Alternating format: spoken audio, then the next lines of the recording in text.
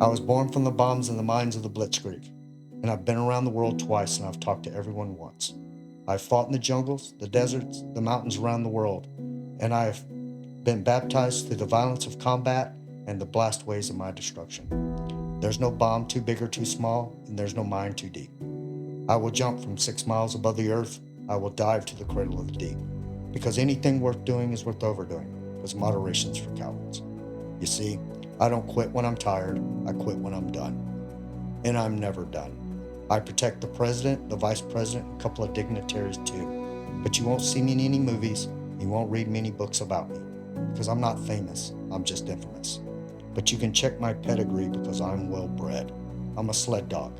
I'm a lover and I'm a fighter. I'm a double crimping, terrorist killing, bomb defusing, United States Navy EOD operator. Booyah, EOD.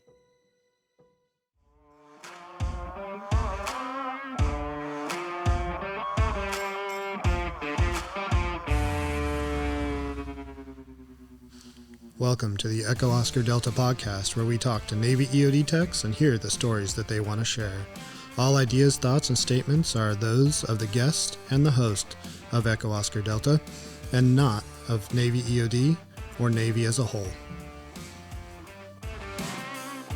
Today we have Tod Neal. He did 30 years, and most of it Navy EOD. Just a short stint at the beginning where he was misguided, but he found the real path. Retired as a senior chief, did 10 deployments, 6 of them combat, did a Westpac, did Iraq, Afghanistan, Bahrain, and man, appreciate you coming and sitting down. Hey, I appreciate it, and I appreciate everything you're doing with this podcast, man. It's getting the word out, and it's getting EOD techs comfortable with talking about their experiences. Yeah, it's been good. The response that I've gotten back is really good from guys being able to, especially being away from, when they retire and if they move away from, either the East or West Coast, it's good to kind of hear some familiar voices. I guess getting in it, you had an interesting upbringing and then an interesting way you found the military and then EOD. If you wouldn't mind diving into that. So I went a long time, a lot of my friends in EOD never even really knew where I came from. Of course, I grew up in Louisiana, Ruston. A little unique that grew up in the Methodist Children's Home and, was an orphan there my entire life. Yeah. Never got adopted. And when I was a sophomore in high school, um, I was behind 2 years in school and trying to make that up. And I was kind of a bad student in junior high, right? And gosh, I hate to admit this, but literally I saw like the movie Top Gun. I was like, I want to be a pilot. Yeah. And I was like, how do I be a pilot? Well, I can't be a pilot with these like D's and C's and D grades, right? And then figured out that I need good grades. And I was like, I'm going to be a naval officer. That's what I'm going to be. Boy, how that didn't work out. Right? Like, and that's a positive too. But I was trying to make up time and I was 2 years behind. I'd failed twice and got held back. And I was trying to do courses during the summer to try to get those credits so I could graduate on time. And remember the Methodist Children's Home, the director of education came to me and he's like, don't worry, we're not going to kick you out, but you're going to be turning 18 before you have your high school diploma. And I was like, okay, all right, cool. I'm going to get my high school diploma, right? And he goes, yep, you're good. I don't know, 2 weeks later, might have been a month. He comes back and says, got some bad news for you. The board has met. We keep no one past the age of 18. And back then there were no halfway homes or there was nowhere to go. Yeah. So even at that time, it was like, they were like, you may be going into the military. That might be your only place to go because it was either that or I guess I'd be on the street. Yeah. But he's like, I have an idea. He's like, you're going to drop out of high school. I was like, ooh, that doesn't sound like a very good idea. Like, I mean, for an education guy, that doesn't seem very logical. Right. And he's like, no, he goes, you're going to drop out of high school. You're going to go take your GED and then you're going to immediately take the entrance exam for Louisiana Tech University. I was like, okay, because yeah, we think you're smart enough to do that. Like, thanks for the vote of confidence there, Right. buddy. Like, uh, I wish I could remember his name, but I mean, all best intentions. And Yeah. so, fast forward, and within 3 months, I was like, went from being a sophomore in high school to a freshman in college, Wow. moving into the dorms, right? And unfortunately, that's probably my first realization of, when you go from being a child to being a young adult where you don't have authority figures, whether it be parents or house parents at the children's home, telling you what you should be doing. Like, do your homework, do your chores. Like, there's nobody there forcing you to do that. Right. And obviously, I lacked the discipline to do that. And I basically failed out of school. Yeah. And I went, well, obviously, I don't know what I want to do. Working full time and going full time to school wasn't doable for me. And I need some discipline. So I was like, you know what? I'll join the Navy. I always wanted to be a naval pilot. That didn't work out for me. So I'll go into the Navy for like a couple years and get some money and come back and do this college stuff right. Yeah. Went through and they're like, you're going to be working with officers. I'm like, okay, that sounds pretty good. Like, maybe I could be one, right? And they're like, yeah, yeah, just sign right here. You'll be a yeoman. I was like, okay, what does that do? Like, I've never heard of that. I'm like, well, you're like an admin person. I was like, sure, okay. And went and did the admin thing and scored pretty high in, Yeoman A school in Meridian, Mississippi. Yeah. That place is in the middle of nowhere.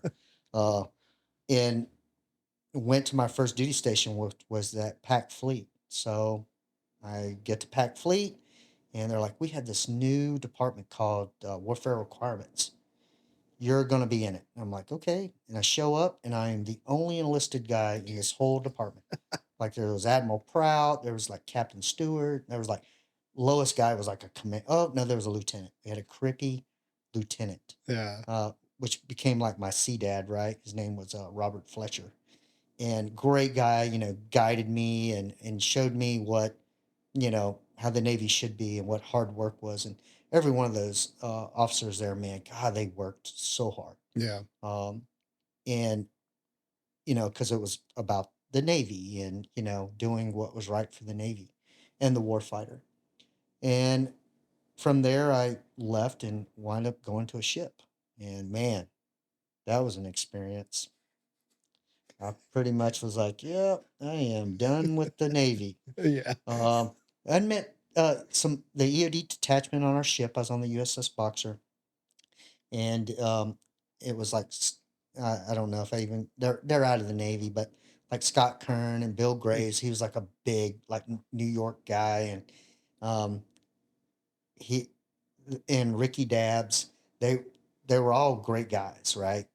Each one was a little bit different. Joe Tumanello and Tony Bravo, and they got me interested. I was like, oh, I was like, I remember going up to him. I was like, what are you guys, SEALs or something? And he was like, no, we're EOD. I was like, what's that?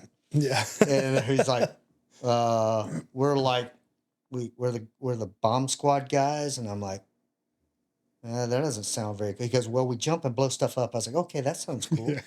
So through deployment, I kind of worked with them and, kind of got indoctrinated what EOD was. And that was my first interest. And the fact that when I was at Pac Fleet, to backtrack a little bit, um, one of the if the work one of the deals I worked out with the chain of command because I wanted to go to dive school. I wanted to be a diver, Yeah.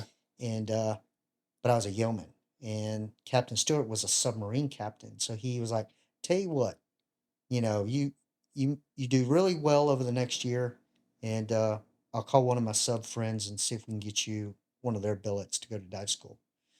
So Nice. I went to dive school at Fort Island and became a diver. Well, that was pretty handy for the EOD uh, deck that was on board because not only was I a SAR swimmer, they were like, "Oh man, you're a diver too." So I would help out with diving and did a lot of diving in the Gulf with them, mostly cutting out like fishing nets into the ship's screw and stuff Yeah. like that. But got done. I was like, you know what? Maybe I want to be an EOD guy, and moved toward doing that. And I was like, well, I have to get orders, and right now maybe I can do it later, but let me get orders to like an EOD unit. Well, I'd had orders to Mob Unit 3, and everything looked good. I was getting married soon to my wife, and we'd put down a bunch of money. And then about a month out, they were like, yeah, Ord Mod happened. Yeah, you're going to Japan now. And I'm like, no, I'm not going to Japan. Like, I'm going to lose out like on $25,000 for this wedding. That's a hardship. And I, in the meantime, through all that, I'd gotten my degree, my computer science degree. And I was like, well, I'll just get out and work. I got out and um, started working. And then it was like, oh, I'll affiliate with the reserves. And when I affiliated with reserves, just by coincidence, I didn't ask for it. They were like, "Oh, you got to dive NECC. We need divers." And I was like, "Oh, okay." Like they're like, "You're going to EOD Mob Unit 7." Nice. And I showed up over there actually as a yeoman, but then transitioned over to the Ordnance Clearance Detachment as a diver. Okay. And while I was there, I got Mark 16 qualified, and that was like the only things we really did back then is you either dove 16 or you did limpets every drill weekend that you come in. And those guys were really good at it because that's all they did was those mission areas. If you were on the MCM side of it, all you did was find, locate, blow and go, right? Just that's all you did, find and destroy. Um, then if you're on the limpid side, you would find, Mark, back then the reserve guys were doing quick steps and Hmm. um, but they were really good at it and very comfortable with being underneath ships, right? Because that's all you ever did. And I remember going to work one day, my civilian job, and I get to work and everybody's just glued around TV. And I'm like, what's going on? You're like, you haven't heard? Like, a plane hit the World Trade Center. I was like, and at that point, it was like, well, it was an accident. Did a plane like just accidentally do it? And as we watched, that's when we saw the other planes Yeah. hit the World Trade Center, and we're like, okay, this is a thing. And I immediately knew I was like, oh, wonder if I'm getting recalled to active duty. And sure enough, they recalled all of Moby Unit 7, and we did a lot of limpid diving and just being a force multiplier to Moby Unit 3 at the time. Okay. So, um, Where was 7 out of at the time?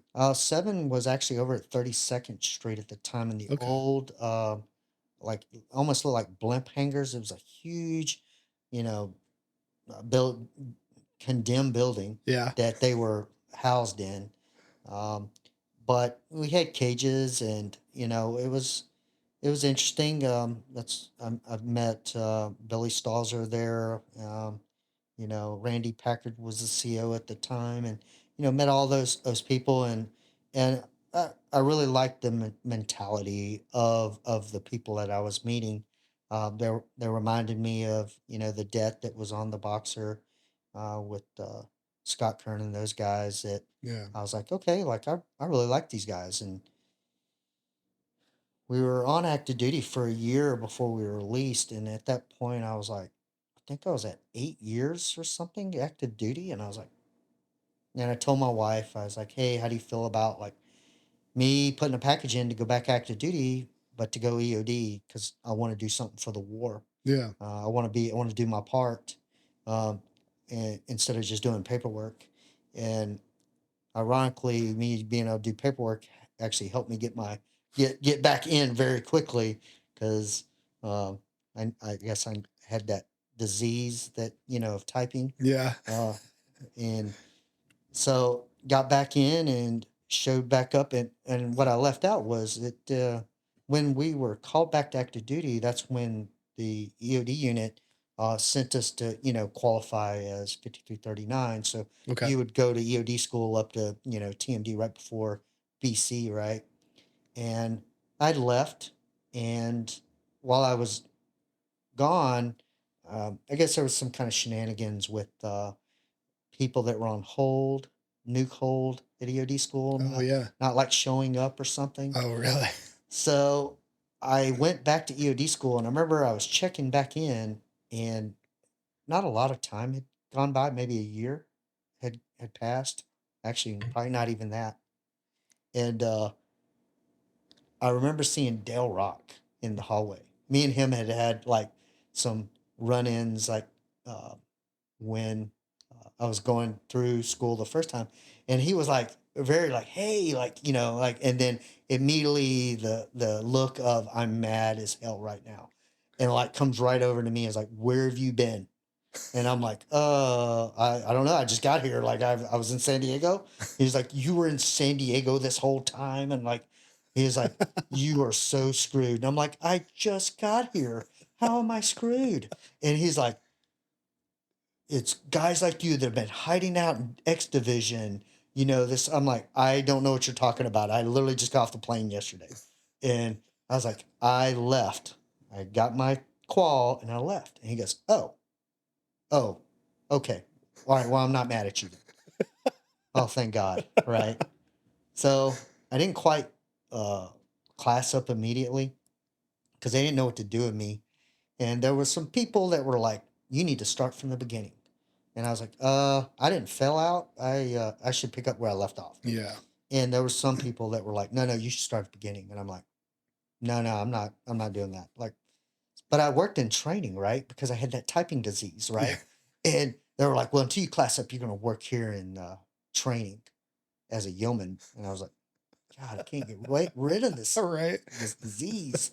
And so I wind up like working in there, and I remember the civilian that was there. I can't remember her name, but she comes to me one day. She goes, "Todd, there's a BC class starting.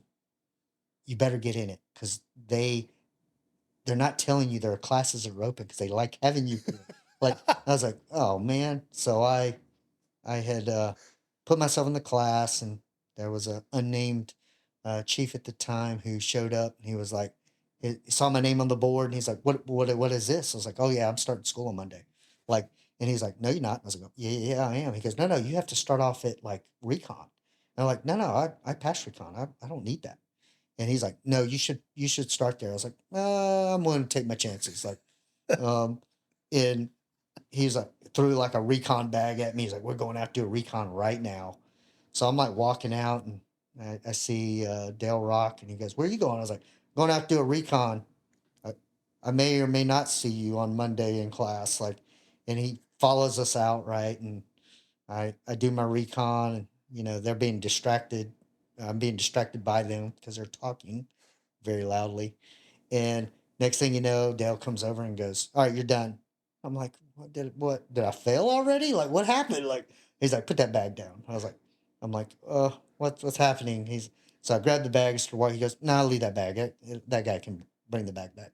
He goes, "You're done with your recon. Yeah, you show up to class on Monday." I was like, Nice. "Right on." Like, so showed up to class and never looked back, right? And you know, wind up getting to the Moby unit and running into one of the chiefs, the old R&T chiefs, um, that I'd met at Mobius 7, which was named Mark Keenan.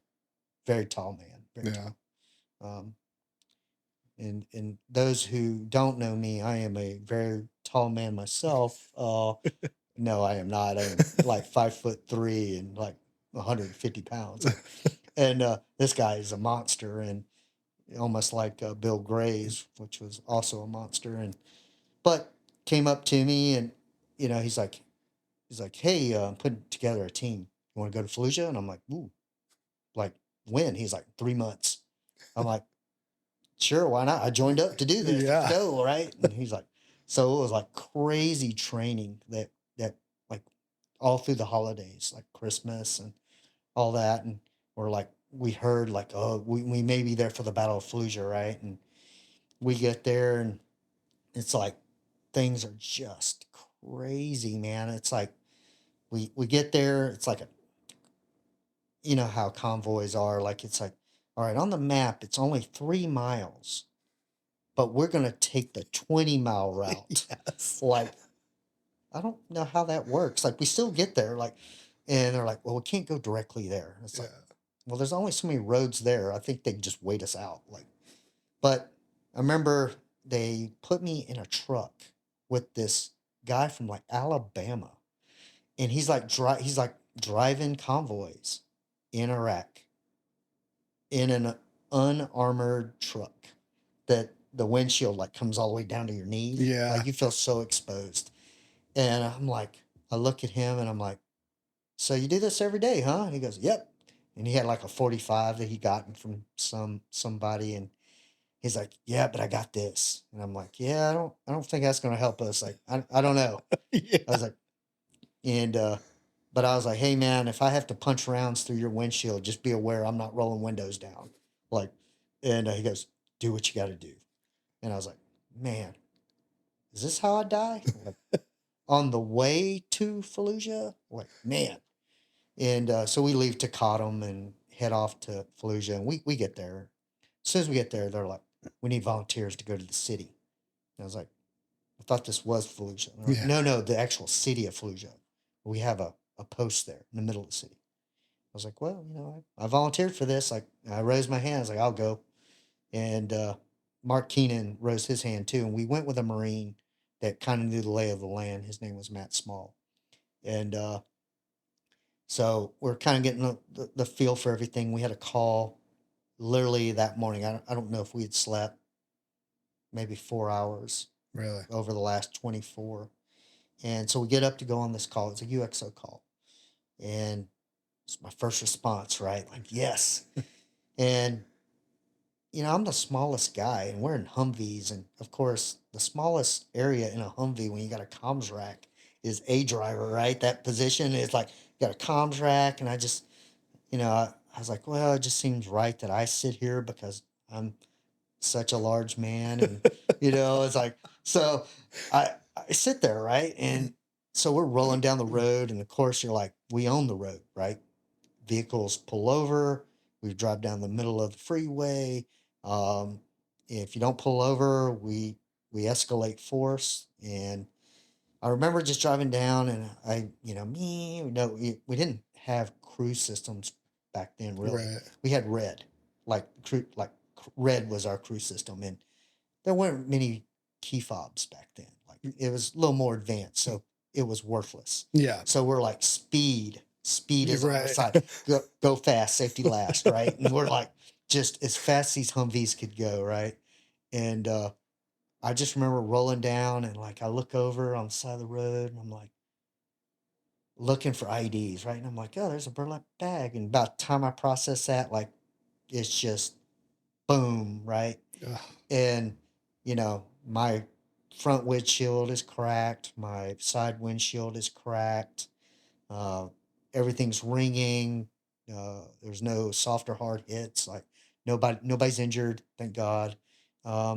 We pull over immediately, and we are trying to find the trigger man, and of course we don't find him. And we do our own post blast analysis, and get back in the truck and roll on to the initial call, which was the UX or the cache at Sacagawea.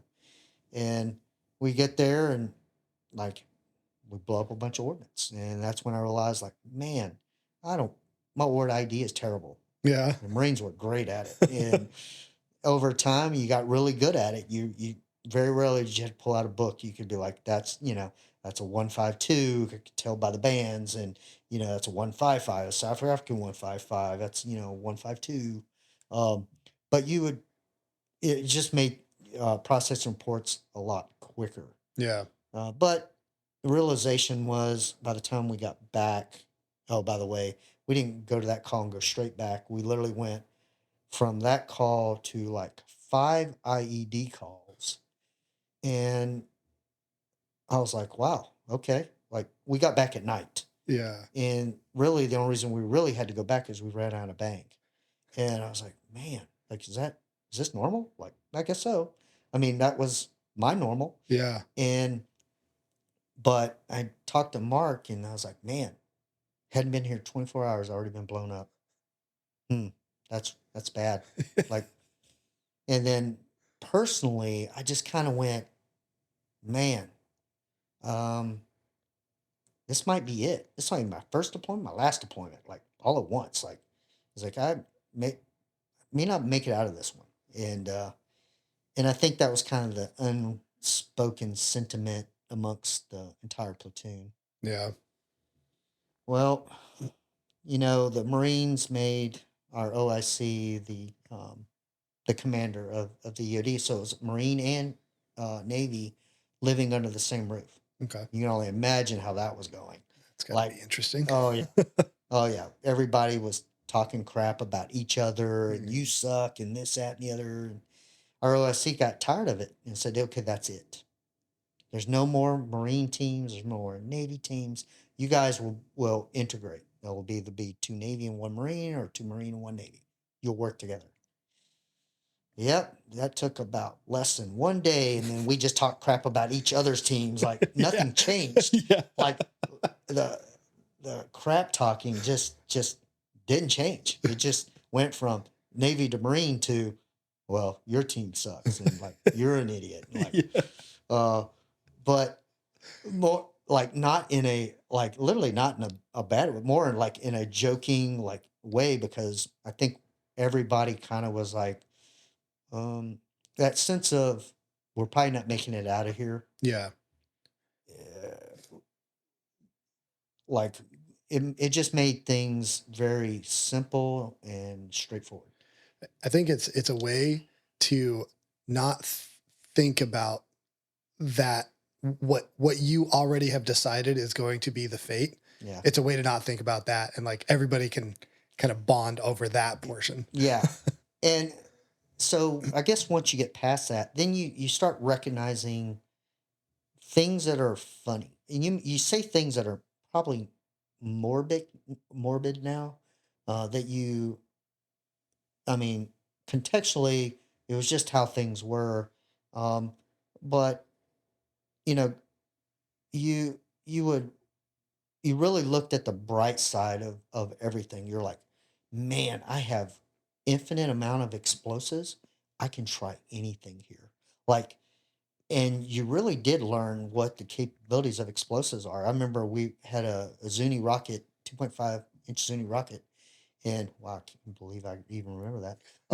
But it was a UXO, and we were trying to dig it out, and I was like, the ground was hard, man, and we're like we're EOD, man. How about? I mean, we're gonna dig this thing out of the ground just to blow it up.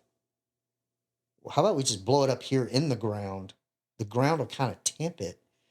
We don't need a lot of bang, and it's right next to this wall. And I remember I think we used a block, or maybe even a quarter of a block, and we set it off. And I was like, I wonder if that wall survived, because it was like just a regular um, wall, a brick wall that was there, Mhm. cinder block wall, and um, we went back, and I was like, holy moly, that wall is still there. I thought it would totally be gone, right? And then over time, you would just try different things, and you really got to learn like what you could get away with the explosives. Yeah. Um, I I remember, it was kind of an unwritten rule back then that if insurgents used it, really you'd find a lot of caches in people's homes, and hidden in their homes or around their homes. And if it was in their home, we just didn't bother moving it. Yeah. It was a hazard. Um, and we would destroy their home. And there was just a YouTube video that's still out there that guys made way back about insurgents building IEDs in their home, and a team didn't move it, and they literally blew it up, and uh, basically made this like learning video of like, hey, if any more insurgents out there, would like a new home makeover, please submit your 10-digit grid, and we'll come and give you a home makeover rack edition. And like that thing's still out there, and That's awesome. it's God, 20 years later. But people are like, oh, you must have had a lot of time on your hands. We're like, we didn't. But it's just funny how the more intense things are, and I can say that for me and everybody I know, the, the harder things are, the more productive you are. Oh yeah, absolutely. Um, and and I think that's what I admired most about the people that I worked with and around. It's everybody on that platoon or det back then um, should not have. I mean, deck was stacked against us. We Yeah. were all basic techs except one senior tech, which was our LPO, and of course our master tech, and then the rest of us were all basics. Most of us went to school together, Yeah. or was at least in the class, behind us. Um, and here we are showing up to Iraq, and through attrition, a lot of us found ourselves as team leaders. Yeah.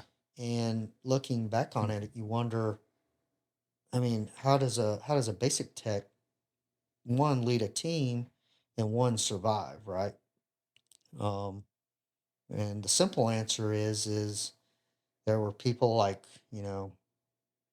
um, Tommy and um, the people in R&T that gave you a lot of we didn't have a lot of robots back then. Right. It's kind of like, here's a picture of a robot, you'll get one in country, but until then, uh, you know Farron's going to be your robot. You just tell him what to do, right? And or it was more of a thought process, like like, what are you going to do, Yeah. and explain to me what you're in, like, excruciating detail of what and how you're going to do it and why you're making decisions you're making. Um, I remember at the time he wasn't our LPO, our LPO at the time, but they would take you down with a bag over your head and take you down range and pull the bag over your head and go, "What are you gonna do?" Like, and you'd be like on top of an IED, and you're like, "Oh my god!" Like, it's like, they're like, "Okay, stop. Seriously, what are you gonna do?" Nobody's here telling you what to do, and when it happens, nobody's gonna be here. This is a decision you have to make. Um, are you gonna fight? You're gonna fight the IED, or are you gonna run from the IED? And the person who was speaking to me went, I can't tell you what the right answer is. Yeah. You have to determine what the right answer is. And, in my mind, I'm going, well, first off, you're an idiot, because I'll never get this close because I'll see the IED, right? And fast forward to several incidences where I trip and literally I'm on top of a IED. One specifically that me and you kind of spoke about, Yeah. this one's a great lesson learned. This one, I probably should have died, and and and it would have been 100% my fault. The only good part about it would have been is it probably would have only killed me. And we showed up on a UXO call in Karma, which was north of Fallujah. And we show up, and there's a second lieutenant there. He is like, I have a UXO on the side of the road down there. And yeah. And I'm like, UXO? You mean an IED, right? He goes, no, no, it's a UXO. And I was like, I've not really seen too many UXOs on the side of the road. You mean a IED, right? And he goes, no. And he's adamant about it. It is a UXO. And I'm like, and I kind of hesitate. And I'm like, and he goes, look, I'll take you down there myself. And I was like, ooh, man, you're pretty confident that you're willing to go back down there. So, all right. Um, now look at the team, and hindsight's always 2020, but I go, okay, I'm gonna go down range. So I go down range, and all I hear in my head is like EOD school. Take me down the first clear path, Yeah. first visual sighting, pointed out to me. And at some point I was like, hey man, why don't you just walk like 50 feet behind me? So if somebody dies, maybe it's just me. In hindsight, he should have been the one 50 feet ahead. Yeah. Um, and so we get down range, and he's like, yep, there it is. And it's an IED hole, a previous one. You'd think that something in my head would have gone, yeah, hey, let's go back up range, get that robot, send it back Right. down here, right? And I was like, "Ugh," it's like, okay. And I look over the edge, and I'm like, okay, there's a Projo here, as he described. Okay. I cannot see the nose of it. He said that you could see the nose of it. And I kick a dirt clog. It's like a piece of dirt leaning against the nose of it. And kick it away, and yeah, that's red deck cord right there.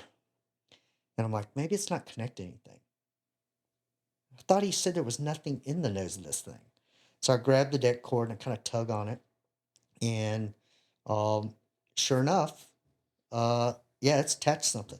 Yeah. And at some point, I like look at him and I was like, you know, yeah, bleep this part out, but get the fuck out of here. Yeah. Like, and I'm pulling and like cut J hook knife comes out, cutting deck cord, pulling. Yes, there's another Pro Joe here. Cut it away.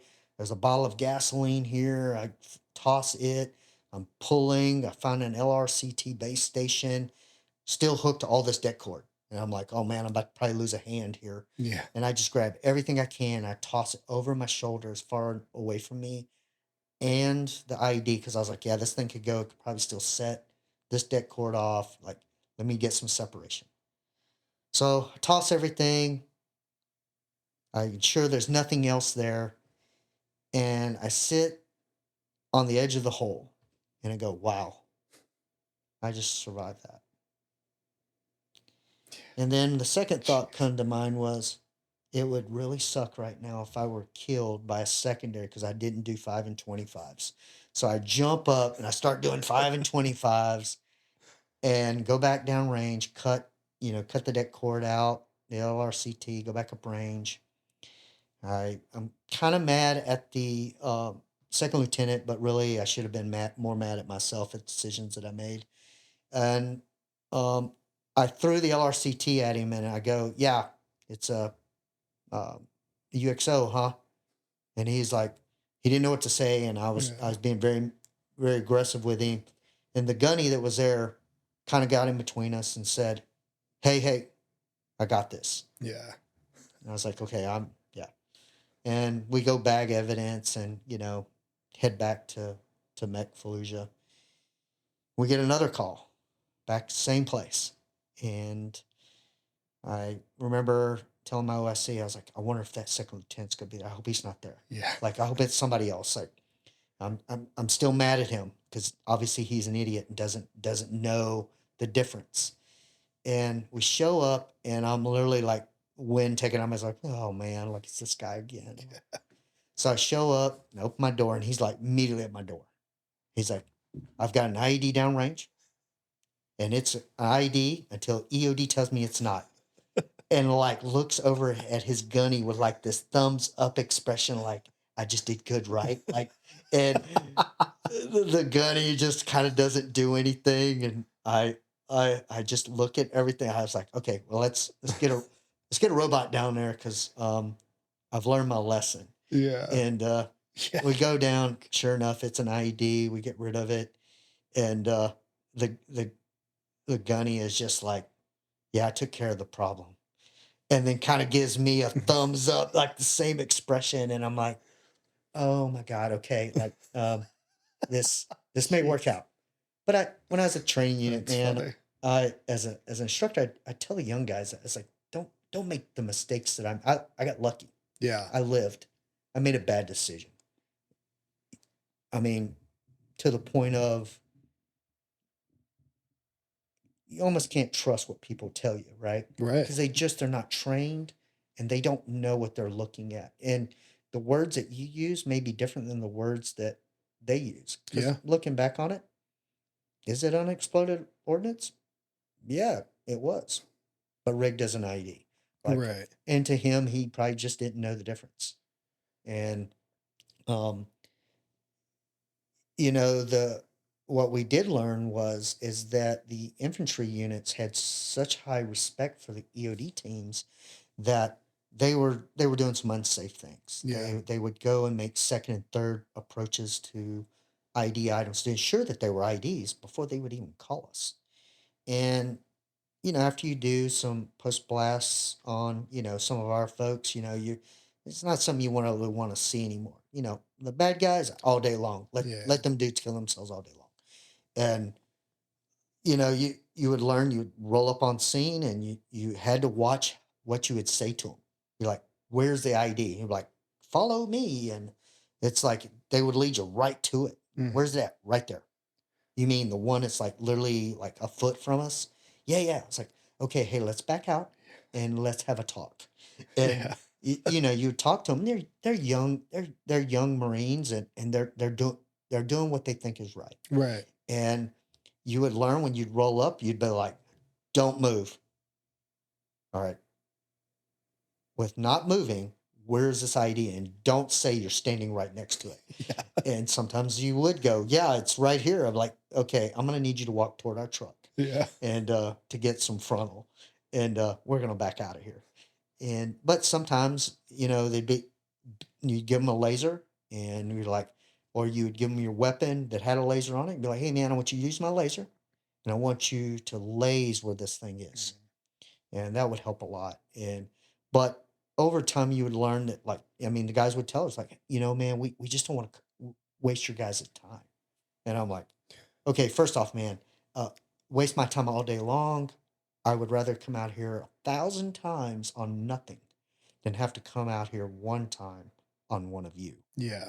and Absolutely. have to do a post blast assessment, a PBA. Um, but there was a lot of that, the mutual respect, and the work was hot and it was heavy. Um, you you just would go, go, go. Um, and the only times you ever really stopped was um, to have to go resupply for explosives. I mean, we would carry an ungodly amount of explosives on our trucks, like Yeah. sometimes 20 satchels. And you would sometimes leave and not come back to the next day. Um, I've heard that so many times. Like when I first got to the mobile unit in 2009, first team was supposed to go to Iraq, and like everybody that had done deployments, yeah, they all said that sometimes you go out for literally days at a time, sleeping in your truck, you know, yeah, and then the only reason why you come back is exactly what you said. Just you got to get more demo. right. There's still more calls on the books. You just Yeah, got to go get more demo and literally turning right back around, grabbing some food and heading out. exactly. And, it's, I talked about, like, probably had the cards or the deck stacked against us to survive just that one deployment. And looking back on it, there was a lot of things that built up to it. I can't tell you, just started um, at that platoon or that detachment. It started like all the way back to EOD school. I look back to the people that I was surrounded by in EOD school, and uh, they they were such high caliber individuals, and you can cut out the names, but like Harvey Fisher and Thomas Matney and Shannon Brown, and like, I mean, just such great guys. And I mean, we we had just such a great time, like through school. Like it was, I mean, it had its hard times. Yeah. Um, and Shannon always was the guy who could pop the right joke at the right level of suck Yeah. that everybody would laugh and be re-energized and like, let's go do this, right? And just, I mean, even Tommy, like, I mean, and Harvey, and I mean, I remember us going through TAC training and looking over some of the old pictures, and just remember Harvey going, guys, it'll never be like it is right now for us. Yeah. It was a true statement. It was just a moment in time that he identified, and I'm glad he did, because we all sat there and realized it, and I don't think we realized at the time uh, how extraordinary the individuals there were. Yeah. I was just lucky to be there. Like, right. Like it's, um, those dudes are such rock stars. And, I rode their coattails to get through EOD school. I'm the guy who slipped by. Right. Uh, but I'm so lucky to be surrounded by such great individuals. And then I get to that debt, and we're all basics, and we are in Fallujah at the worst time to be in Fallujah, and we survive. Yeah. And, a lot of it probably was luck.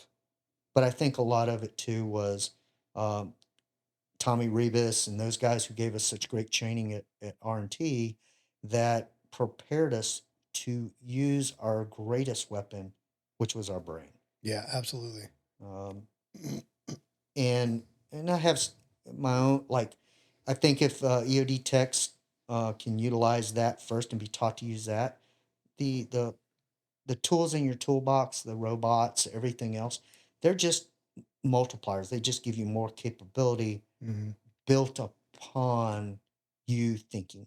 Right. Uh, Yeah, yeah, that 100% makes sense because really what you do, the way a problem should work, and it doesn't always work like this, but when you watch somebody execute either a real world problem or a drill, and you're like, man, that was so smooth. Why? Usually, what it comes down to is they use their mind, they figure out, okay, what do I need to do, and then they looked around. And, all right, what tools do I have that I can do that with?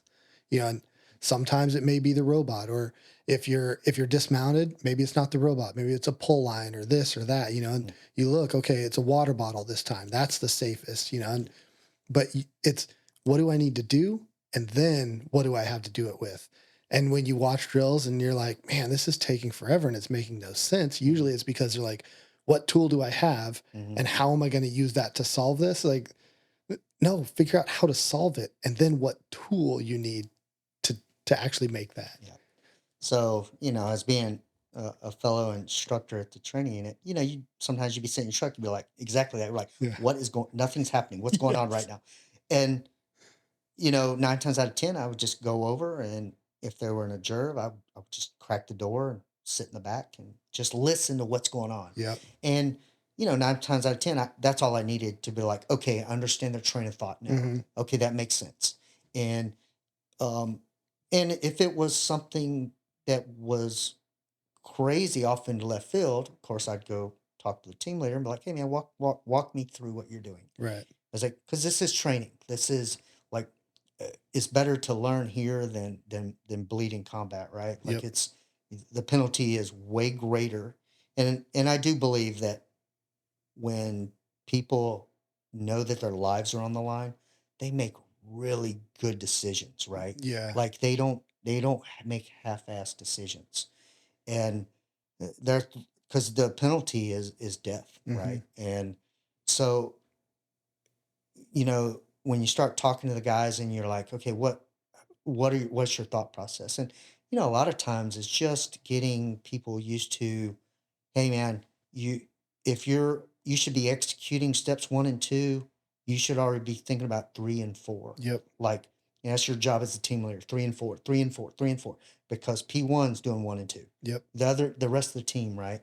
And because if you're on 1 and 2, that's where the lag happens. And Yeah. I remember a term that has always stuck with me that Brian Layton used to use all the time. It's economy of motion, right? Mm. You know, if you're moving, you better be a purpose to it, not wasted movement. Right. Um, and unneeded, second approaches for no reason, tool in, tool out, and all those core things that shape EOD techs into what they are, um, and just the extraordinary people that they are, right? Yeah. Um, but far as like war stories and things like that, there's just so many of them. And and of course, the one of the ones that kind of led to, um I mean, there is one, and it's kind of, I think it's kind of funny. It's kind of shitty, but it's kind of funny because literally there's shit in it. But uh so we were on an operation, and we had a firm base that we had taken over. And for people who don't know what a firm base is, that was when we got on patrol. We would want to sleep for the night. We'd take over somebody's house. Yeah. They'd get paid very handsomely to go somewhere else, and we would set up shop in their house. And we were with Third Recon at the time, and executing a mission. I think it was Operation something Reach, but we're out on it, and we'd worked all day, nothing, dry holes all day, and it was night, and All of a sudden we started getting mortared, and you could see the mortar trucks. It was mobile mortar trucks, right? Mhm. And we're like, they're like, let's go. And I'm like, what? We're okay. Yeah. Well, we'll be EOD. We're going to. Okay. So, er, so we jump in the truck and like we take chase, man. And we chase and shoot and like all night long. Like they kill one truck, right? Kill all the occupants. And then we corner the last truck. And this guy takes off, right? And like one, three of them or two go one way and one goes another way. And me and this one recon Marine take after the one guy, and we're trying to chase him down. And he's stopping every so often and firing at us. And obviously, we suck at shooting because we were unable to shoot him. And like, we're like, he kept shooting, but he like runs across this like ravine across this little bitty bridge. When I say little bitty, I mean that thing goes like a foot wide, maybe. Yeah. And so we take chase, and like I'm in front of the Marine, and I'm like trying to book it across. And of course, bad guy. I mean, he does have body armor. Right. You know, he's like, oh look, I'm very nimble. Or like, so he skirts across this bridge like nobody's business, and I get across about 3/4 of this bridge, Oh no. and I fall off of it. But so does the Marine that's behind me. We both fall off. Yeah. And thank God we fall off like the shallow end, right? Like, oh my God, we're going to drown. And so, like, we crawl up this embankment and, like, just gasping for air because there was still some swimming involved. Yeah. And swimming with 45 pounds of equipment on you, not easy. Yeah. And, man, it's a good thing we did all that swimming in EOD school, right? Like, Right. it's like, oh, I think that's why I lived. And we get to it and we're like laying down fire, and he's kind of firing back at us, but he's in the open. And we finally get him, and like, I was like, I got him. And the Marine's like, no, I got him. Of course. And like, now it's an argument Yeah. between both of us of who got him. And I was like, all right, man. Well, when you go back to your guys, you tell them you got him, and I'll go back to mine and tell them I got him. But I'm pretty sure I got him. And as we laid there, we kind of rolled back on our side and we're looking up at the stars, like still trying to grasp our breath. And like we go, and we're like, fuck.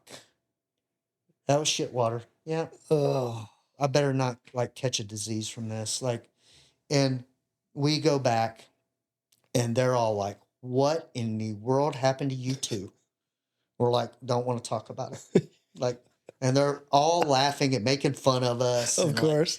and the sun comes up, and I'm like, I'm so mad that I go back to the truck and I grab like 2 thermites, and I walk over to that guy's truck and I just thermite his truck. I was like, I'm burning this truck to the ground just for spite. Like, and so we sit there and we're like, this op's going to be over in like 5 more hours. So one of the Marines were like, well, while we're here, won't we see if there's any ordnance here? There's a bunch of like heels and stuff like that. And man, we start pulling ordnance out like nobody's business. Really? Like 5 like Hellfire missiles that were ours, No and like kidding. a bunch of like 122 rockets, like a cubic F-ton Yeah. of ordnance. And as the Marines are like calling us in, one thing we didn't realize was we had like crossed over into the Army's AO by a couple of clicks, Oh yeah. like to kill these guys. And like, so the Marines are working that out. And we pull all this stuff out. We set our charges up, and we're about to blow this thing. And we get a hold, right? And we thought it was because like a Marine Corps general showed up. He wanted to see like what's going on, like what would we find. Let's see where this is going. He's all happy, right? And like, okay, we're gonna blow this stuff up. And next thing you know, man, like this Huey flies over, and I'm like, what is this, like apocalypse now? Like, I didn't know we had Hueys. And like these little like Army like track vehicles come in. I forgot what they were called, but the Army swoops in, and they're basically like, yeah, you're not blowing that up. That's ours. Of course. And we're like, but we did all the work. Like, and they're like, I kind of looked over. I was like, should we take all the demo? It's all our demo. Like, but we were so mad that we weren't like getting to like blow the shot up that we'd set up. They were like, you know what, you guys mess with this. Like, oh, you got to, oh, EOD's coming, Army EOD. Yeah, yeah, you guys go ahead. And we never really found out what happened, other than I did read the report. There were no Hellfire missiles in the report. Uh, Interesting. yeah. So I'm not sure what happened there, but yeah, even recon was like, yeah, that was messed up. Yeah.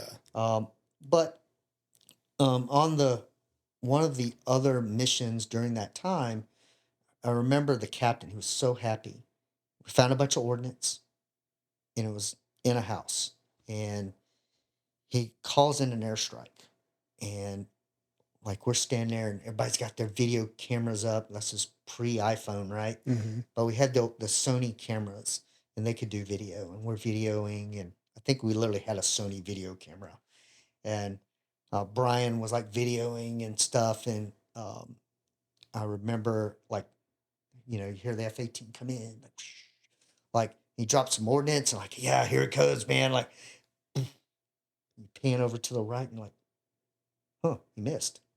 All right, well there's a building. Maybe he had the wrong GPS, right? It's like okay, comes around again, drops another, like misses it again, and like on the left side of the building, and then drops his third piece of ordnance, and it smurfs in underneath the building and kind of lifts it up and sets it right back down. What? Doesn't blow it up like, and the captain was so defeated. He was so happy, like because he called this thing in, he was Yeah. going to get it on video, and like we're standing behind it, and um, Brian turned around to me because there's a video. It's out there and it's Farron, and we were stupid close to like a sniper that was sniping at us, and they called in a JDAM strike, and it like we were close, Yeah. and it. I remember Brian turned around. He goes, "Hey man, I thought these things were GPS guided. Like, I mean, they miss. Okay, wait, we were way too close last time, Yeah. like way too close." And then the captain turns around because he hears Brian. He goes, "Wait, can you guys go blow that building up?" We're like, We sure can." Like, and that was probably the start of like imploding buildings and stuff in on themselves, and we got really good at it. And then it just kind of became an unwritten rule that if the insurgents used it, we destroyed it. That's awesome. And I kind of want to say that, when we first got there, Marines was like, hey, we want you guys in our uniforms. Yeah. You'll get shot at less. And, you're standing out there and you're like, hey, man, last I checked, I don't see a difference. Yeah. They're shooting at all of us. Like, and after a while, we realized, and even the other teams, like, you know what, man, we don't ever get sniped at anymore in the city. Like, other people get shot at. We don't get shot at. And the running joke was, it's like, yeah, I think the locals probably went to the insurgents and said, hey, these guys that are in these different looking uniforms, quit shooting at them Yeah. or quit messing with them because they're blowing up the rest of Fallujah, a building at a time. Right. And literally, like, we stopped getting sniped at. And I was like, hey, man, like, seems like that uniform thing didn't work out. Like, worked out great for us. Yeah. But yeah, there was it. It was just a different time. I mean, you're talking about a time when there was curfew in Fallujah. Like Right. you, after 9 p.m., if it didn't have an IR strobe, there was no the rules of engagement was to kill it. Yeah. So and we would catch insurgents at time out after curfew, and of course, we turn them over to be interrogated and figure out, and that would lead to more work and trying to find the network um, and take out the insurgents, all the way up to the lieutenants to the bomb makers, and the work was so plentiful that I mean it we there was no room for anything else. I mean, every time you turn around, you were on another operation. Yeah. Toward the end, I remember we were putting all the Navy guys back together and all the Marines, because Marines were ripping out 2 months prior to us. And I remember my OSC coming to me and goes, Todd, nobody wants to be on your team. And I was like, ooh, is am I a bad EOD tech? What? They're like, no, they think you're unlucky. You have been blown up every month here. I was like, because I've been in my truck going to an IED call. And they're like, yeah, they don't care. Like, I was like, well, uh, for my, the positive is nobody's ever been hurt with me. Yeah. Like, so I don't know what to say. And finally the guys were like, all right. And it would just freak me out because Brian, we'd roll out of the gate and I kind of look over my shoulder and he'd be back there praying. And I'm like, oh man, don't pray. Because you think there's something going to happen. Yeah, Like, right. there's nothing going to happen to us. Like, there's no room in hell for us, because if we end up in hell, well, one, the devil doesn't want us down there because we'll run the place. And yeah, so we're pretty good. Like, and but yeah, I mean, looking back on all of it, man, like talk about like extraordinary, the people, like to work with the kind of people, man, that run toward the sound of gunfire and explosions, the kind of people that do great violence upon evil men, the kind of people that bleed on the flag and ensure the stripes stay red. That's EOD techs, man. They are the most humblest, too humble actually, people Yeah. in the world. Uh, and you giving a venue like this for guys to tell their story, and so they can see other people tell their stories is priceless. Um, we are very bad at our history. Um, I mean, we talked about it. There's a YouTube video out there labeled "The History of EOD," and it's a guy from the Naval Historic something, and he literally says Navy EOD and then spends the next 45 minutes talking about the form Kaufman creating, UDT Yeah. and the SEALs, um, which kind of scared me because I was like, this guy is a historian, the Navy's historian, and he doesn't even know what Navy EOD history is. Yeah. Um, and and it's through things like his collaboration, right? That's a power of EOD. Like we Right. talked about, like how did I survive? That is one unique thing. People, civilians are all like, well, you guys are very like you need orders and be told like what to do. And I was like, not in this organization. Nope. There's commander's intent, Mm-hmm. but there's nobody telling me what to do, like standing on my shoulder. Right. But civilians, they go by what's in the movies, right? Yeah. And but every successful team, what do they do really well? They communicate, right? Yep. And I see them all the time, and they're like, okay, hey, this is what I think the plan is, and they go through it, and then they literally go, anybody got any better idea? Yep. And sometimes that better idea comes from that youngest guy on the team Right. that's not indoctrinated, and it's amazing. Like the collaboration is the strength of EOD. The fleet probably doesn't do it as much.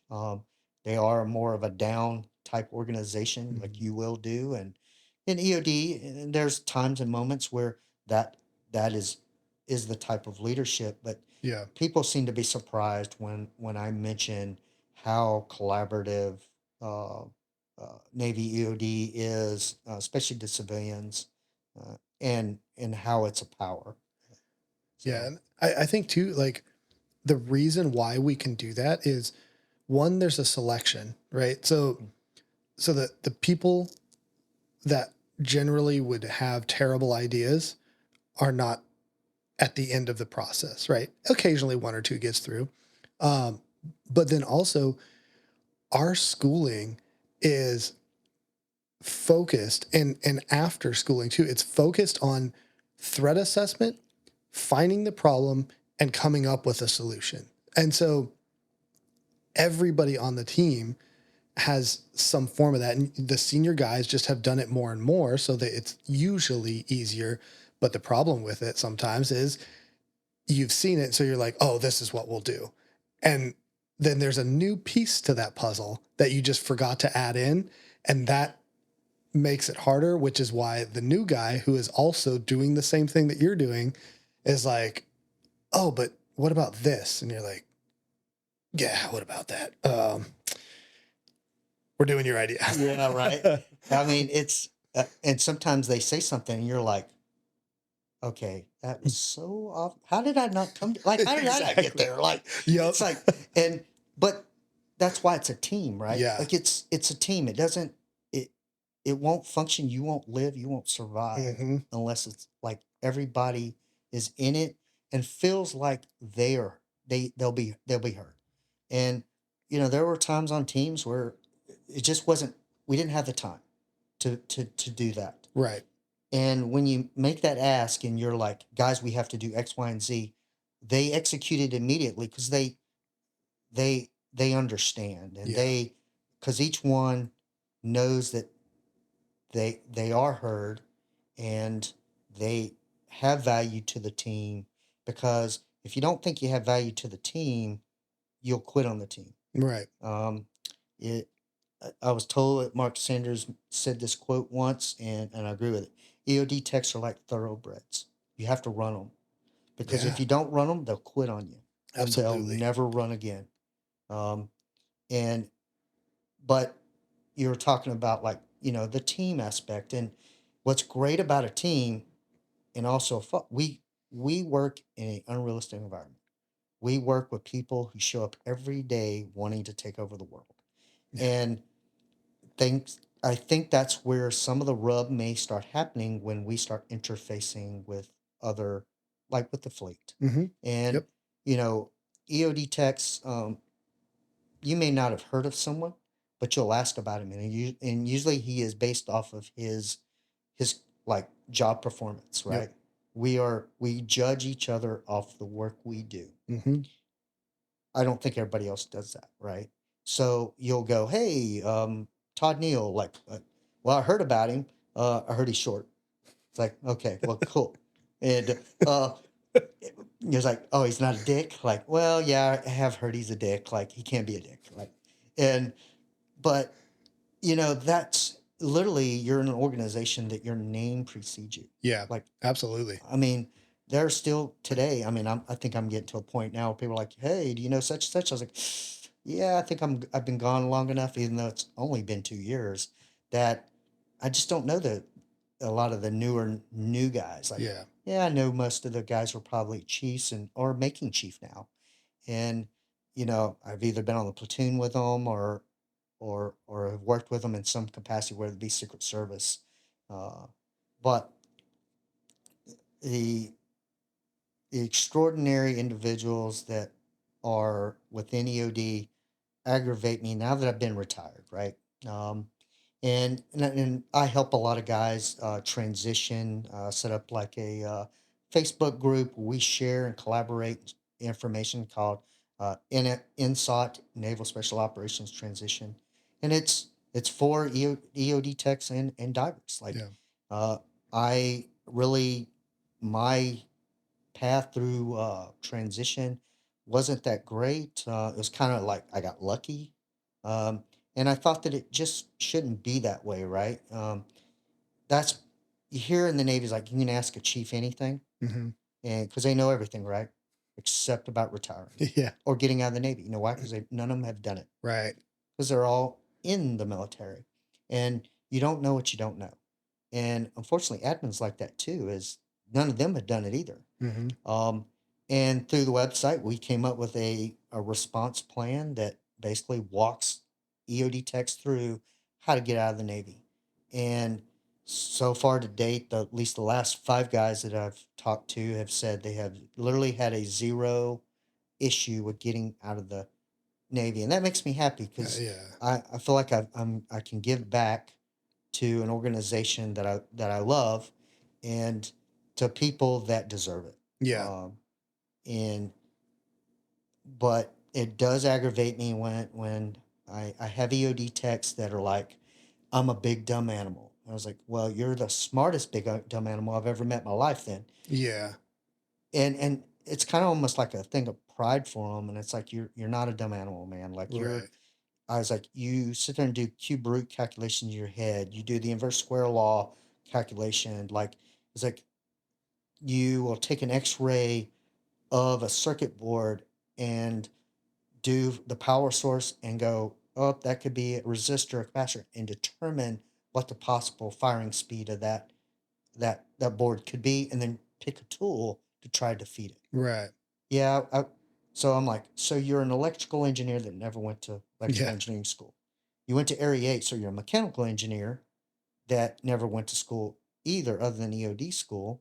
Um, you're you're a physicist. You're a chemist. Like you're a Yep. mathematician, right? And you're a guy that gets to play robotics every day. Yeah. So guys have a lot of skills that uh, I don't, in my experience, being on the other side now, aren't really good at explaining to people. Yeah. Um, I I actually just recently, so I'm EWS coordinator at Mobile Unit 6, right? So I chair the majority of the senior boards right now. And one of the guys, we just had a bazillion, it seems like, senior boards all come up at the same time. But one of the guys, he's one of those that from the outside you look at and you're like, man, that dude is strong as an ox, right? Like, and you look at him, right, and the perception, right, is mhm. he's just a big dumb animal, and Yeah. and I almost feel bad for saying it this way when he passed, but so he passed and he absolutely crushed it, right? And I was Right. like, dude, honestly, I love it when the people like you, the big dumb animals, Yeah. just crush it. And I literally said that, and part of me feels bad because he's Yeah. absolutely not a big dumb animal. Yeah. He's a super smart dude, and even even our dumbest people Yeah. are ridiculously smart. Yep. I It's mean, awesome. there, and again, it's we get so used to working with such high caliber people Yep. that you ratchet yourselves up, right? Like you're, I mean, I explained this to someone one time. I was like, literally, our guys act like dogs. Yeah. Maybe that's where sled dog comes from. I don't know. But it's like if you give them praise, I mean, I'm guilty of it. It's like, ooh, I like that feeling. I want more of Mhm. it. So I'm going to do even a better job, right? And maybe that leads to burnout. I don't know, guys definitely come to work with a purpose. Yes. And it's kind of like the thoroughbred thing. If you don't work EOD techs, they lose steam, right? Right. I saw it on the carrier. There wasn't a lot of work. The guys, it was you had to keep them. You had to keep their minds occupied, Yep. and uh, because they kind of did want to quit because it wasn't the right kind of work for them. Yeah. Um, and by giving them work and things to do and execute and you know send them out with different types of teams, um ODA teams, to give them exposure, right? It's like, well, I didn't train up to do this. Like, well, think of it as training. Yeah. They're doing an op and you're going to go do a training op. Of course, this is non-combat. And but even during the war, right, it's we you were an EOD tech. Like Hmm. it's when SEAL Team 3, or I'm sorry, SEAL Team 7 would come over and like, we need EOD guys, you would just go over there and you Yeah. would do the mission. Yep. Because at the end of the day, it was still EOD work. Still booby traps, still impedes to assault. Um, you would kind of learn how each team would operate. When you go on ODA, it would be the same thing. We'd work with first recon and third recon through Fallujah. It's you start realizing like, oh man, this stuff is all the same. Like how they operate, all of them is kind of the same. Yeah. And once you kind of get past this whole like, oh my God, they're Navy SEALs, right? And Right. then you look behind the curtain, you're like, oh man, they're just like us. Yep. They got their smart ones, they got their dumb ones, they got their fat ones, they got their super fit dudes. Like, uh, uh, they're people, right? And they're just good people. Yeah. I mean, and working in with that kind of, I don't even know how to explain it, but it just empowers people to do great things. That's why small units can do great things, because in a big unit, you're nobody. Right. because you're just a number, right? Yeah. But you're not just a number on an EOD team. Every person has his part to play. Yeah, and it's funny you mentioned just a number because we got a guy at the mobile unit and he was prior Army and and we joke about being just a number, but he's like, no, you're literally just a number. I was a number. Nobody used my name. I was a number. I'm like, oh, Wow. dang. Like Oh. I thought it was a saying. Like, no, it's a saying for a reason. And yeah, Oh. we use names because we're people. I guess at airborne school wasn't just because they do that at Benning, right? And Yep. it's like, oh, that must be a school thing. And I guess it's not a school thing. Yeah. So And I fully believe him because not only did he say, I'm just a number, but then he said his number. It was so ingrained that he still remembers his number from when he was Army. Oh my gosh. Ooh, Well, scary. Yeah, that is scary. But, yeah, it's EOD techs, man. Like can't say enough good things about the type of people that are drawn to this. I know right now there's some problems with like retention, right? Mhm. Uh, Yep. I mean, I literally got an Instagram account just so I could watch look at fact-based memes Yeah. because I'm just so like I just like, oh yeah, that's pretty good. Like Yeah.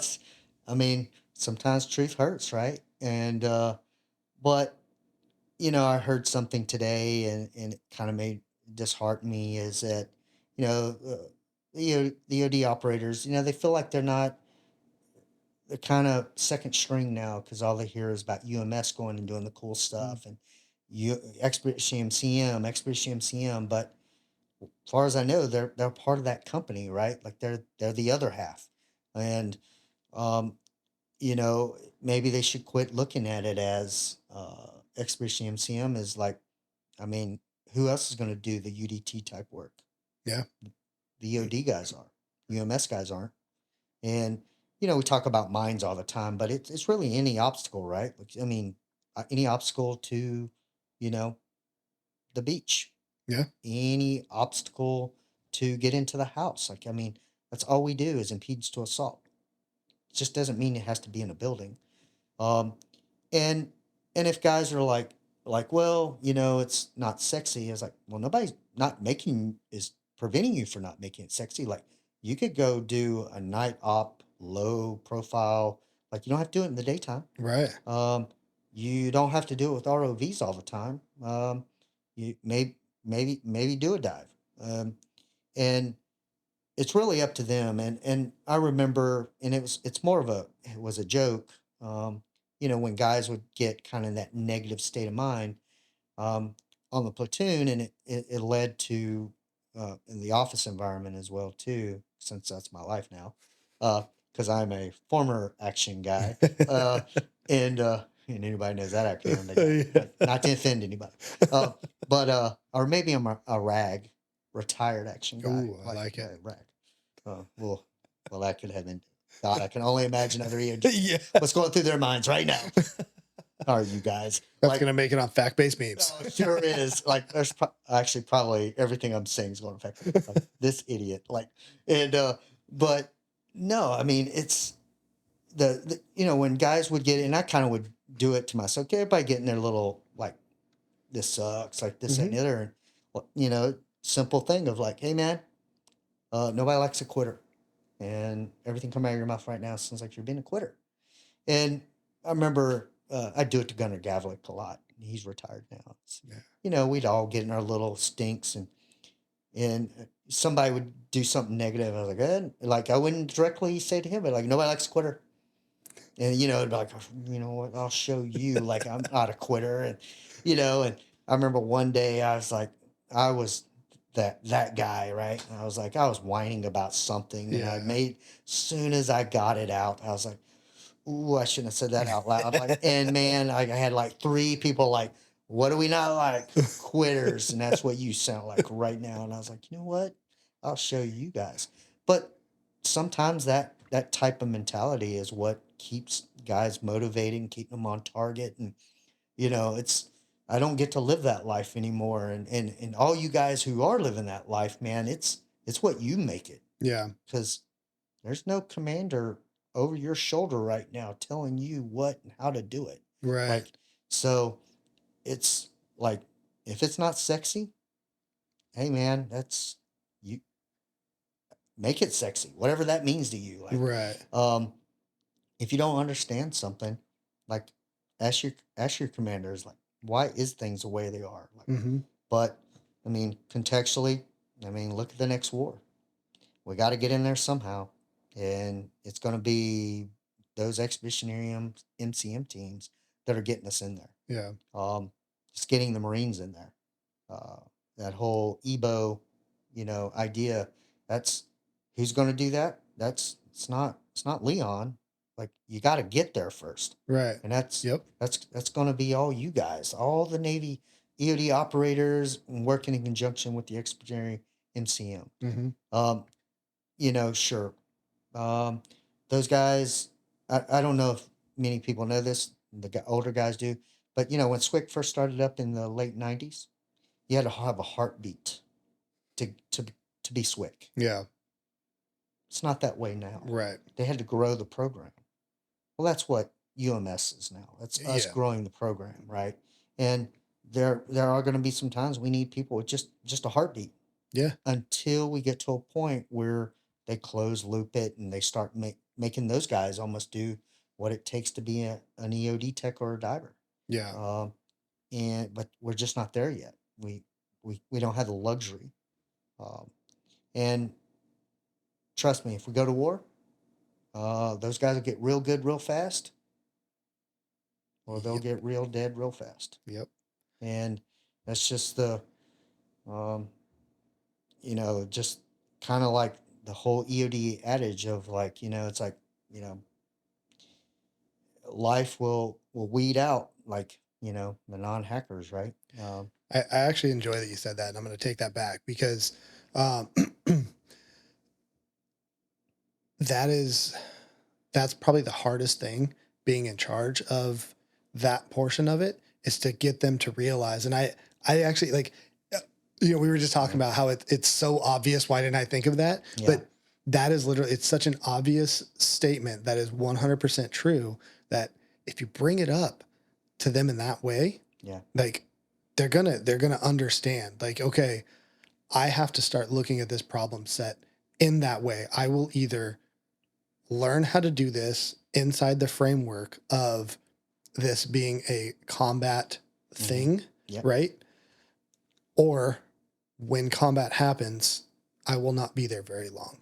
Mm-hmm. And yeah, Yeah. I mean, I think EOD techs kind of talk that way, um, where it's like, natural selection will run its course. yeah, Um, and think back to training. Like, we kind of breed it in ourselves. Like, you have two types of divers, right? yeah. You have strong ones and smart Smart ones, ones, yep. right? Like, Yep. and hopefully the strong ones get smart, or Exactly. but I mean, we kind of breed it in. I remember a saying that stuck with me. It's like, it's okay to make a mistake. Don't make the same one twice, Right. because you're not learning. If you're not learning, that probably means that you're going to be, probably not around very long. Yeah. Um, and and hopefully any mistake you do make, only only you pay for the mistake. God forbid that mistake that you make, causes someone else to be hurt. Yeah. Um, because I could only imagine having to. I would never want to live with that ever. Um, and and I think all EOD techs, actually, I know all EOD techs think about those things, Yeah. because it is a brotherhood, and we are judged by the work we do, Yeah. and you wouldn't be in that position if you couldn't do the work. Right. Um, but trying to get guys to understand, what combat was like. I mean, to be fair, when I had the bag over my head in R&T and they'd take me down, I had no idea what combat would be like. Mm-hmm. And people who know me, they know that there was, like, it wasn't the first time. I mean, I had two CONUS kills. Like, I had two gang members when I was on the police ride along. So that part, for me personally, I knew. Like, Yeah. there was no, like, before that, I always, when I joined the Navy, I was like, ooh, what if I had to take a life? Could I do that? Would I freeze up? How would I be, right? Um, but that was already answered for me. I already knew how would respond under stress. Uh, I think EOD training, you become, it comes so ingrained, the muscle memory, right? Mm-hmm. Going from a primary weapon to your secondary, and you know that by the time something's happened, it's already happened. Like Right. you're past it. Like you've executed, and probably by the time you get back to the fob, you're like, oh wow, let me think. Let me read, think about the events, what just happened. Yeah. It's like clearing a house, right? Like Mm-hmm. it's, guy steps out and you're like, like, holy crap, nobody picked this guy up. And it's like, okay, you're too close, like, and you're muzzle striking him. And, it's, sometimes they live, sometimes they don't, like, depending on how hard you muzzle strike somebody. But you really don't know what that's like until you have done that, right? Right. Like it's, um, and that, you don't have to go full force all the time, right? Um, because if you do, you probably will kill the person, right? Yeah. Um, and but it all comes right. Like we're back where we were, right? We got a generation of guys who haven't been to combat. Yep. They'll do just fine Yeah. because you know why? We all did just fine, and trust me, the guys who coming in now have more training and in my opinion, are way smarter than what we were or what my generation was coming into EOD. Um, and if we can make it, by God, they can make it too. Yeah. With no, and everybody sits there and like does this like, you know, well, they haven't been like we were all there at one point. It's just a fact of life that we're there's always going to be that moment where people aren't tested, and I mean, you will find out real quick who can and who can't. Well, and it's 100% right, right? If you haven't been to combat, you haven't been tested in combat. But there's ways to reduce that factor of, is this guy going to shut down or not, right? Mm-hmm. And and there's lots of different ways, but it's on us as leaders that are still in and doing it, Mm-hmm. right? Yep. To make sure that we are consistently providing those scenarios and those methods to make sure that people are in a heightened state of stress Mm-hmm. and performing, right? Because that's all we can do is provide those different things, those feedback things, those, you know, get the heart rate up, Yep. get those fine motor skills so they're not working as well, and then run that drill, right? And Yep. yeah, we all hate it. We all are like, this is stupid. This is the worst thing in the world. It makes no sense Yeah. until it absolutely makes sense because, and you hear it time and time again from those who have been to combat and in those scenarios that like, that training at that level Yep. is what makes it doesn't make it perfect, Mm-mm. but it does allow you to be like, okay, I've been here. Like I know I can push through this. It sucks, Yeah.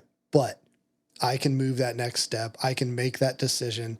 I can pause. And sometimes that's the hardest thing to do in those high stress situations is like take that little bit of pause, make that decision, and then execute. Yeah. Yeah. Yeah.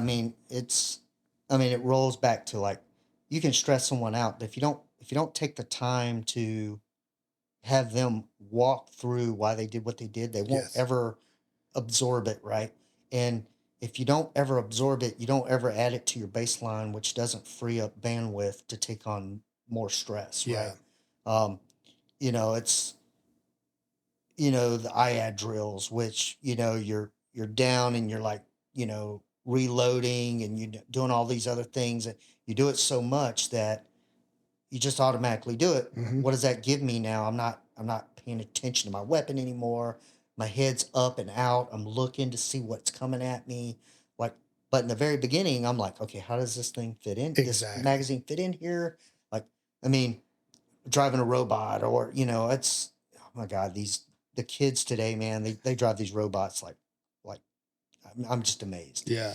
Um, how how intuitive, and it's got to be all the video games they play, right?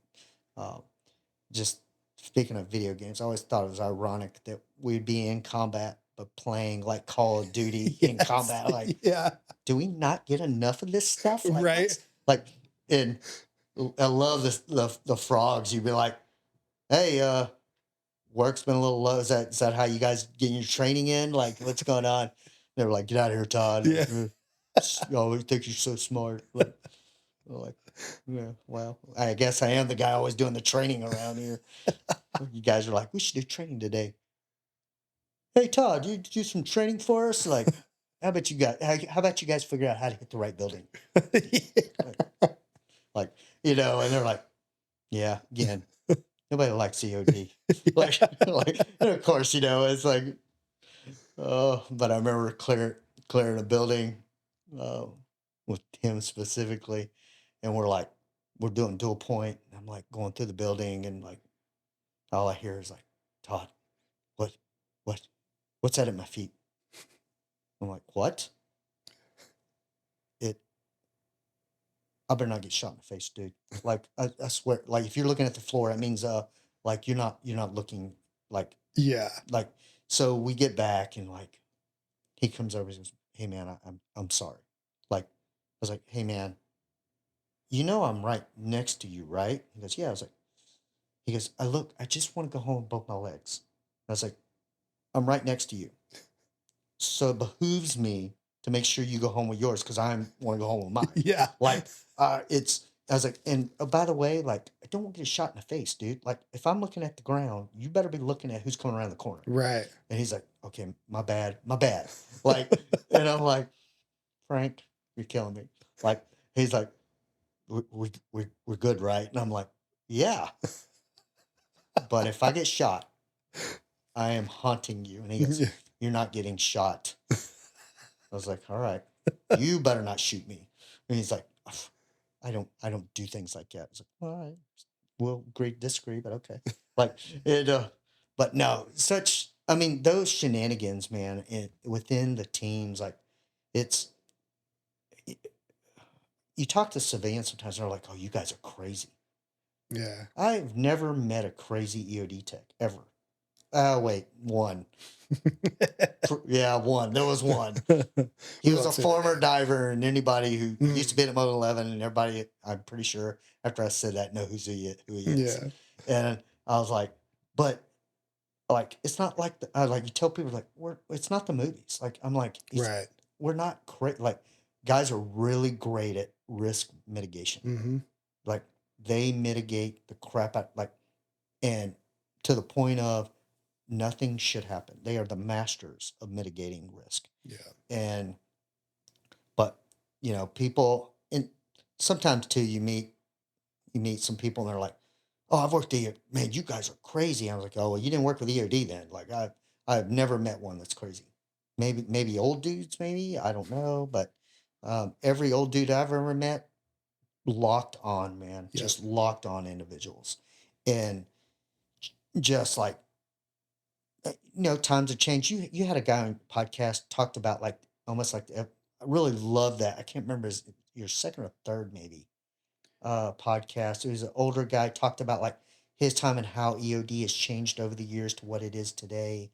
And Talking Mike Presley. maybe he was like an enlisted guy, became an officer, Mm. and but I really love that one because it showed the progress of EOD. And I'm sitting here talking about like last 20 years of fighting in Fallujah and Afghanistan, and you know it, my life, I mean, Jesus, I'm glad they didn't do Forrest Gump Part 2 because, I mean, Jesus, that would have been me. Like, there's been so many events. It's like, wow, I can't believe I got through that. Yeah. And it's like, well, I got to be somewhat good at this job or otherwise I should be dead. Like, pretty sure. Like, and, but, learning at Mobian 3, like, you never turn jobs down. Like, if you would go, yep, I'll go do that. Like, Yeah.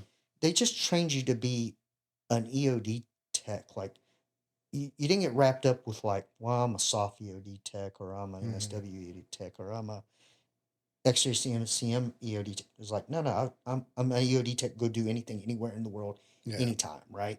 And it's like, because that job doesn't change, like, at all. Like, there's some calls you might make in a house that might be different than outside, but I mean, but that comes with time and exposure and training, right? Yep. And EOD trains people so well that I have no concerns in the fight of the future. Yeah. The guys will rise to the occasion and do what needs to be done because that's the type of people they are. Yeah. Um, and I really don't know what more to say. Yeah. um, other than if we are going to wrap this up, uh, sitting here and we are drinking some of Josh Christie's Blasters bourbon. And through my career, it's all about mindset, right? Keeping our mind. And there's a saying, from the EOD ethos, people know the EOD ethos. And there was always this personal thing that I kind of would say to myself, especially if I needed something to motivate me to take that extra step or keep Yeah. going forward. And at the end, I always thought that it was a very good thing that sums up what EOD is or what an EOD tech is. And I took a little bit of it from, the frogs and, ODA and different organizations we worked with. So there are some things in it that are familiar and taken from others, but I still think it sums up what EOD is. And I know I'll say I in this a lot, but really what I'm saying is we, because this is what someone would say to themselves. And we will do it almost as a toast here at the end. All right. And I called it the Blasters Ballad. And here we go. I was born from the bombs and the mines of the Blitzkrieg. And I've been around the world twice and I've talked to everyone once. I've fought in the jungles, the deserts, the mountains around the world. And I've been baptized through the violence of combat and the blast waves of my destruction. There's no bomb too big or too small, and there's no mine too deep. I will jump from 6 miles above the earth. I will dive to the cradle of the deep. Because anything worth doing is worth overdoing, because moderation's for cowards. You see, I don't quit when I'm tired. I quit when I'm done. And I'm never done. I protect the president, the vice president, and a couple of dignitaries too. But you won't see me in any movies. You won't read many books about me, because I'm not famous. I'm just infamous. But you can check my pedigree because I'm well bred. I'm a sled dog. I'm a lover and I'm a fighter. I'm a double crimping, terrorist killing, bomb defusing, United States Navy EOD operator. Hoo-yah, EOD. Oh, Cheers. yeah.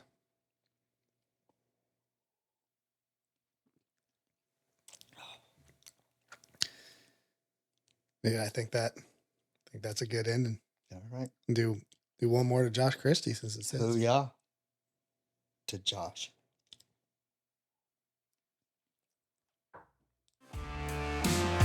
Yeah, I appreciate it. Thank you for listening to the Echo Oscar Delta podcast, where we talk to Navy EOD techs and hear the stories that they want to share.